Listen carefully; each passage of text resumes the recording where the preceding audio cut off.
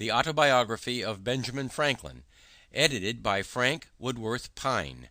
Introduction. We Americans devour eagerly any piece of writing that purports to tell us the secret of success in life. Yet how often we are disappointed to find nothing but commonplace statements, or recipes that we know by heart but never follow. Most of the life stories of our famous and successful men fail to inspire us because they lack the human element that makes the story record real and brings the story within our grasp. While we are searching far and near for some Aladdin's lamp to give coveted fortune, there is ready at our hand, if we will only reach out and take it, like the charm in Milton's Comus. Unknown and like esteemed and dull swain treads on it daily with his clouted shoon. The interesting, human, and vividly told story of one of the wisest and most useful lives in our history, and perhaps in any history, in Franklin's autobiography, is offered not so much a ready-made formula for success as the companionship of a real flesh-and-blood man of extraordinary mind and quality, whose daily walk and conversation will help us to meet our own difficulties much as does the example of a wise and strong friend. While we are fascinated by the story, we absorb the human experience through which a strong and helpful character is building. The thing that makes Franklin's autobiography different from every other life story of a great and successful man is just this human aspect of the account. Franklin told the story of his life, as he himself says, for the benefit of his posterity. He wanted to help them by the relation of his own rise from obscurity and poverty to eminence and wealth. He is not unmindful of the importance of his public services and their recognition, yet his accounts of these achievements are given only as a part of the story, and the vanity displayed is incidental and in keeping with the honesty of the recital. There is nothing of the impossible in the method and practice of Franklin as he sets them forth. The youth who reads the fascinating story is astonished to find that Franklin in his early years struggled with the same everyday passions and difficulties that he himself experiences, and he loses the sense of discouragement that comes from a realization of his own shortcomings and inability to attain. There are other reasons why the autobiography should be an intimate friend of American young people. Here they may establish a close relationship with one of the foremost Americans as well as one of the wisest men of his age. The life of Benjamin Franklin is of importance to every American, primarily because of the part he played in securing the independence of the United States and in establishing it as a nation. Franklin shares with Washington the honors of the Revolution and the events leading to the birth of the new nation. While Washington was the animating spirit of the struggle in the colonies, Franklin was its ablest champion abroad. To Franklin's cogent reasoning and keen satire we owe the clear and forcible presentation of the American case in England and France, while to his personality and diplomacy, as well as his facile pen, we are indebted for the foreign alliance and the funds without which Washington's work must have failed. His patience, fortitude, and practical wisdom, coupled with self-sacrificing devotion to the cause of his country, are hardly less noticeable than similar qualities displayed by Washington. In fact, Franklin as a public man was much like Washington, especially in the entire disinterestedness of his public service. Franklin is also interesting to us because by his life and teachings he has done more than any other American to advance the material prosperity of his countrymen. It is said that his widely and faithfully read maxims made Philadelphia and Pennsylvania wealthy, while Poor Richard's pithy sayings, translated into many languages, have had a world-wide influence. Franklin is a good type of our American manhood.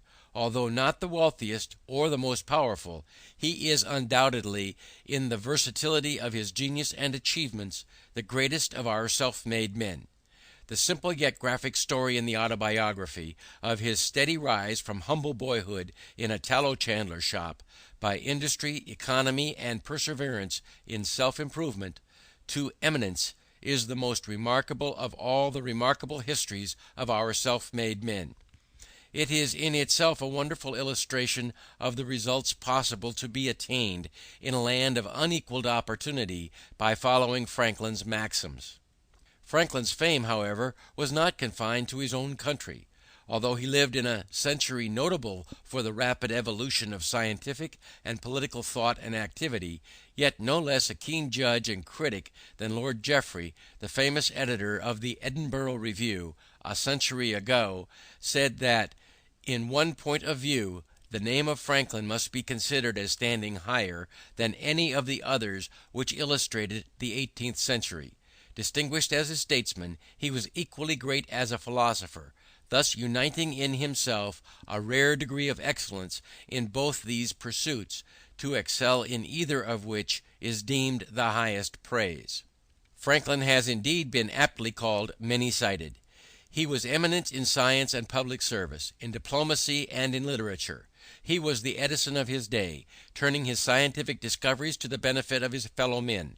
He perceived the identity of lightning and electricity and set up the lightning rod. He invented the Franklin stove, still widely used, and refused to patent it. He possessed a masterly shrewdness in business and practical affairs.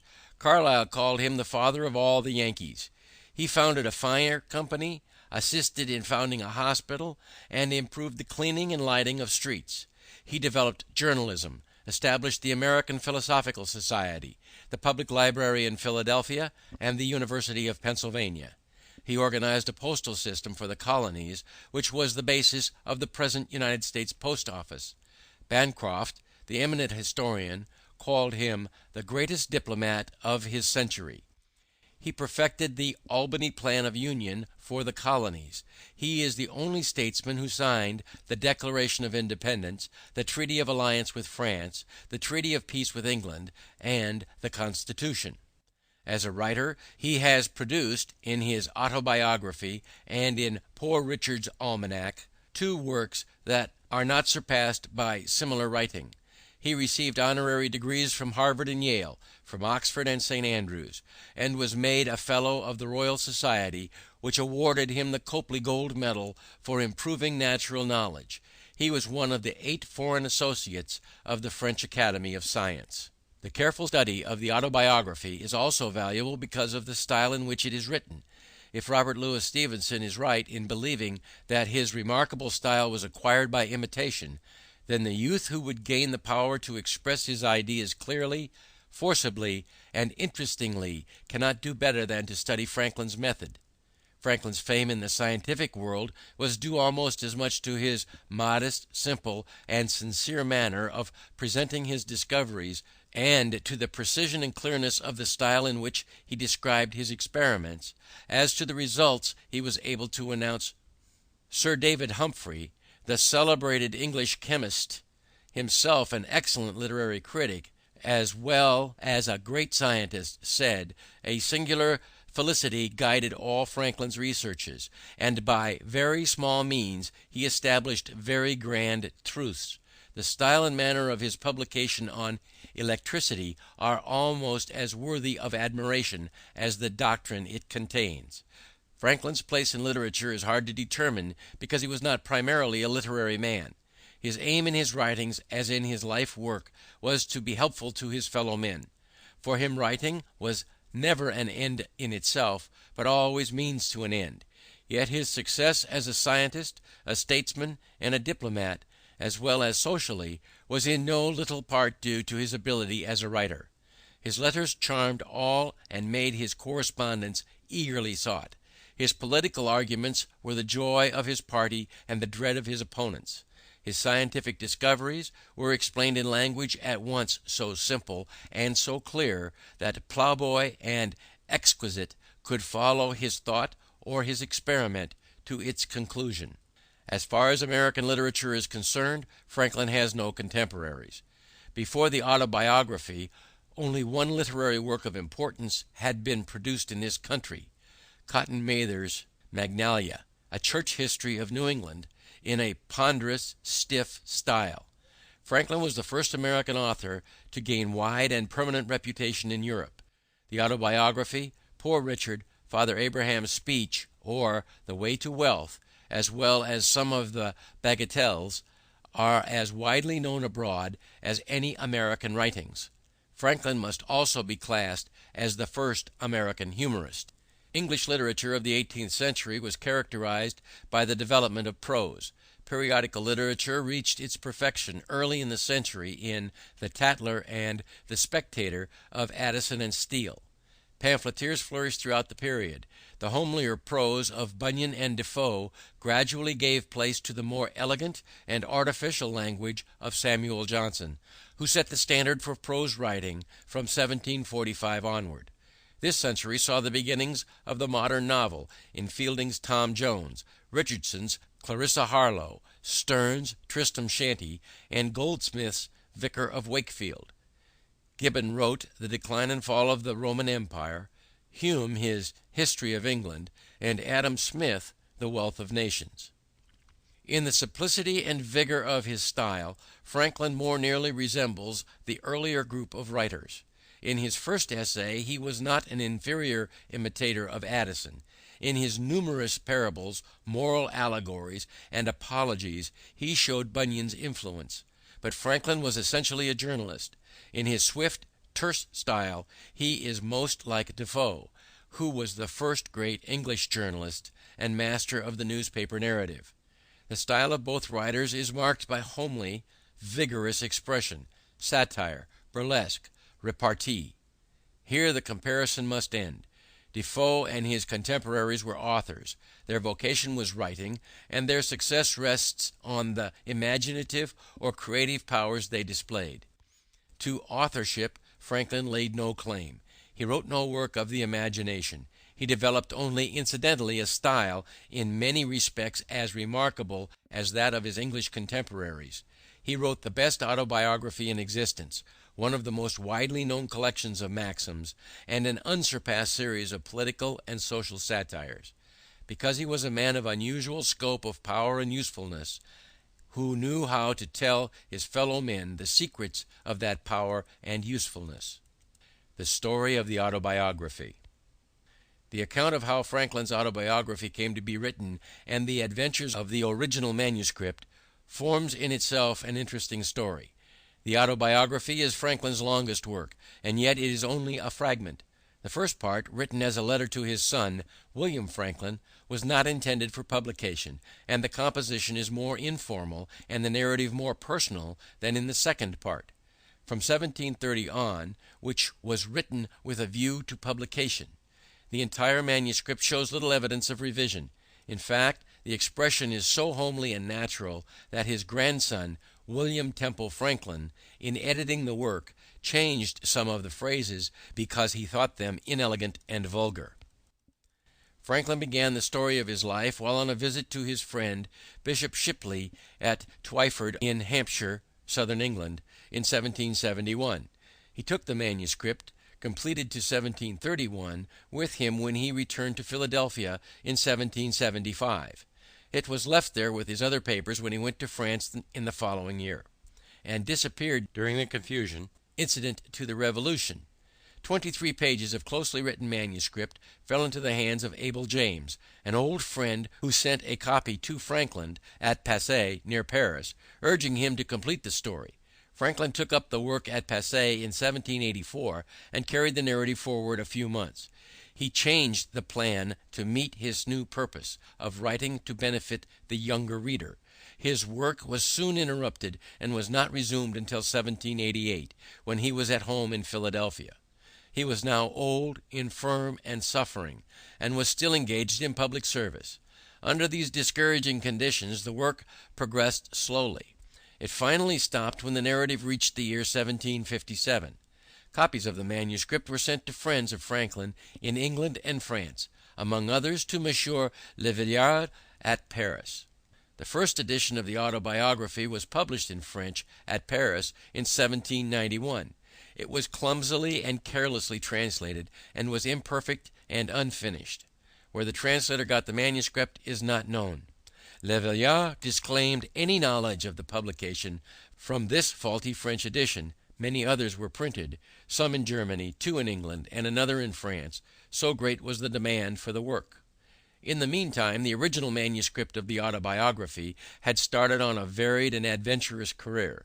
It was left by Franklin with his other works to his grandson, William Temple Franklin, whom Franklin designated as his literary executioner.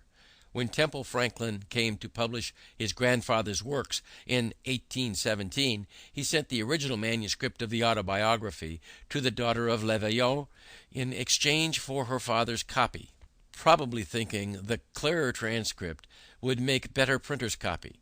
The original manuscript thus found its way to the Le Veillard family and connections, where it remained until sold in 1867 to Mr. John Bigelow, United States Minister to France. By him it was later sold to Mr. E. Dwight Church of New York, and passed, with the rest of Mr. Church's library, into the possession of Mr. Henry E. Huntington. The original manuscript of Franklin's autobiography now rests in the vault in Mr. Huntington's residence at 5th Avenue and 57th Street, New York City.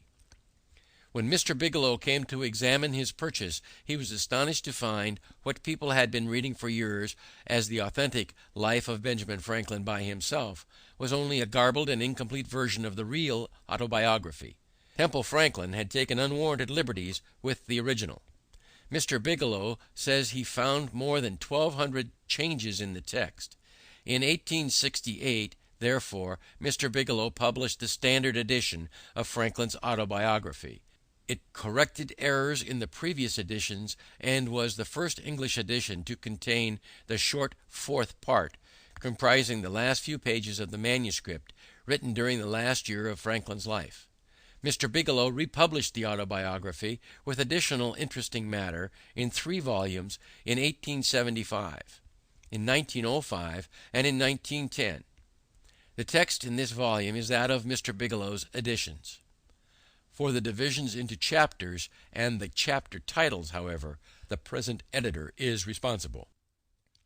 The autobiography has been reprinted in the United States many scores of times and translated into all the languages of Europe. It has never lost its popularity and is still in constant demand at circulating libraries. The reason for this popularity is not far to seek, for in this work Franklin told in a remarkable manner the story of a remarkable life. He displayed hard common sense and a practical knowledge of the art of living. He selected and arranged his material, perhaps unconsciously, with an unerring instinct of the journalist for the best effects. His success is not a little due to his plain, clear, vigorous English. He used short sentences and words, homely expressions, apt illustrations, and pointed allusions. Franklin had a most interesting, varied, and unusual life. He was one of the greatest conversationalists of his time. His book is the record of that unusual life, told in Franklin's own unexcelled conversational style. It is said that the best parts of Boswell's famous biography of Samuel Johnson are those parts where Boswell permits Johnson to tell his own story. In the autobiography, a no less remarkable man and talker than Samuel Johnson is telling his own story throughout. F.W.P. The Gilman Country School, Baltimore, September 1916. End of introduction.